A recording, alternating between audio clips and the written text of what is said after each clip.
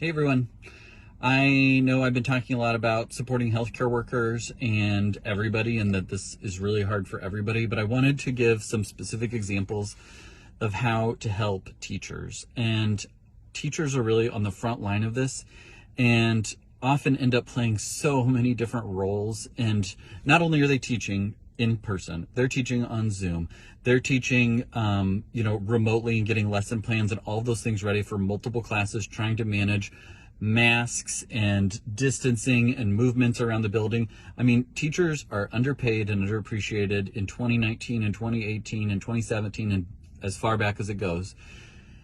And then all of this extra stuff has just been added to their plate all of a sudden, with no extra time, with no extra money, with upset parents, with stressed out kids and families, with additional emails and meetings. I can't even imagine what teachers are going through at this moment. And I know everybody is struggling right now, but teachers are one of the people that this whole pandemic is affecting in terms of not just their job, but their stress, their livelihood, and their health. And I know that we feel that there's less transmission in schools, and there's certainly some data to support that.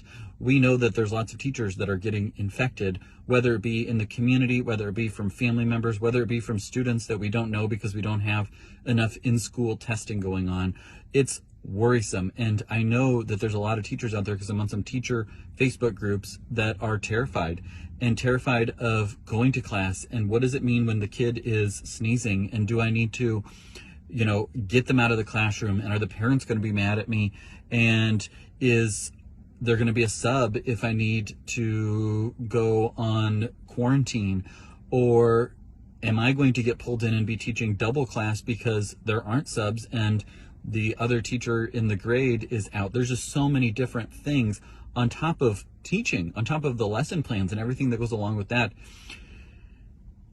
It stresses me out just to talk about it for 2 minutes and 14 seconds here. I can't imagine what they do on a daily and weekly basis every day, however many periods per day that they have, 6, 7, 8 lesson plans, classes, different exposure opportunities, and then lunch and managing all those things. Like, I can hardly, when my kids are playing outside and, riding their bikes, like, not wonder or worry or watch them to make sure they're not getting too close to a neighbor or, people that are passing in the grocery store mass and all those different things.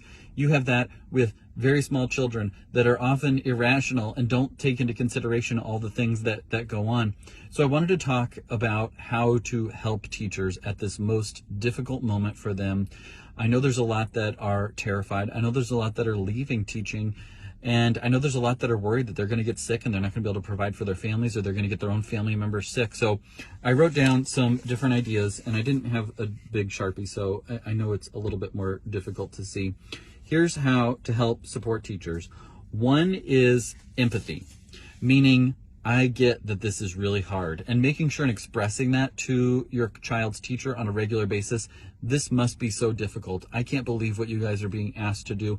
I am sure that this is just monumentally difficult at this moment. And then asking, is there anything that you need? And I have an idea that they'll say they don't even know where to get started because there's so much, but so little that other people can do, because they've just been given all these responsibilities and said, do all this. And it's not like, all these parents can just come into the classroom and take on those things. So I get that this is really hard. What can you do? And then, so empathy is the first one. And then affirmation, meaning you're doing such a good job. I know that things are not going as planned, but I really appreciate everything you're doing. If you can get specific and say, I really appreciate how I saw you get down and help little Timmy tie his shoe, even though that puts you at risk. Literally, the act of tying your shoe, you're within 6 feet. If he sneezes on you, even if he's got a mask on, which you'd probably pull down, like, you're putting yourself at risk in all those different situations on a daily basis. I get it. I appreciate that. So just affirmation that this is really hard, and I get it. I see what you're doing, and I appreciate it. I'm going to give you grace so that when Homework View or whatever it's called isn't updated instantly, I'm not going to send an email saying, where's my kid's quiz grade? Where's my kid's test grade? Give you grace that, okay, they didn't get as many lessons done, or they're not getting things as covered, or their grades aren't as good, or all these other things, because we're in the midst of I almost cussed, a pandemic, and we got to give each other grace and realize that everything's not going to be fine. And little high school Susie or Sally even though they need to get into college, like there's a lot of bigger things than one individual person's grades. And I'm going to teach my children how to not be entitled and how to support those that are going through this rather than say, what about me? What about me? What about me? That's a way to help teachers in this most dire moment. And then assurance. Assurance, I think, is probably the most important thing that we as parents can do at this moment is say, I assure you that we are doing everything we can to keep you safe. We're not doing birthday parties. We're not doing sleepovers. We're not doing get-togethers. We're not seeing friends and family for Thanksgiving because we want to keep our kids in school and we want to keep you safe. And so if you can assure your teacher that you're doing those things, that is one less child that they have to worry about, that they have to wonder, I see that there's a birthday party this weekend. I wonder if my class went and everybody's infected and I'm going to get infected, or we're going to all get quarantined, and how am I going to pay the bills, and all these different things that come up if parents choose to not follow these recommendations that are being put out by all of the physicians and public health experts. If we can assure teachers, hey, I know this is really hard.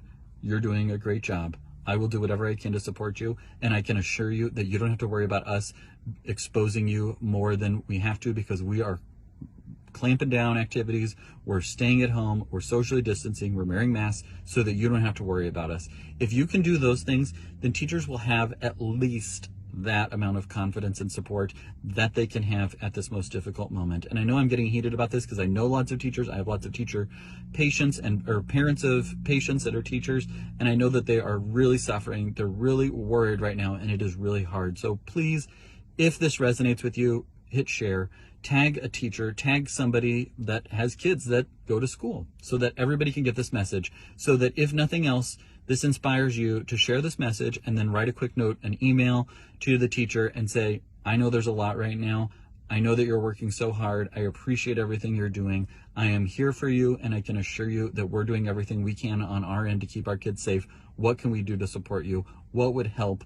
Please reach out and let us know. If you can send that 4-sentence email to your teacher, that will give them just a little bit more peace in the midst of all of this craziness and struggle. So thank you to all the teachers out there. Thank you to all the parents out there that are working really hard to keep schools open and keep their kids safe. Please help spread this message so that more people can think about, okay, if we take this seriously, we can probably keep kids in school longer. And if we don't, if we choose to do sleepovers and birthday parties and activities and all these other things that put everybody at risk, then there's a much higher chance that schools may have to go remote, which I don't think would be to everybody's benefit, but we need to keep our school safe and our school staff safe. So this is getting really long-winded, but thank you, teachers. Thank you, parents. Keep up the good work.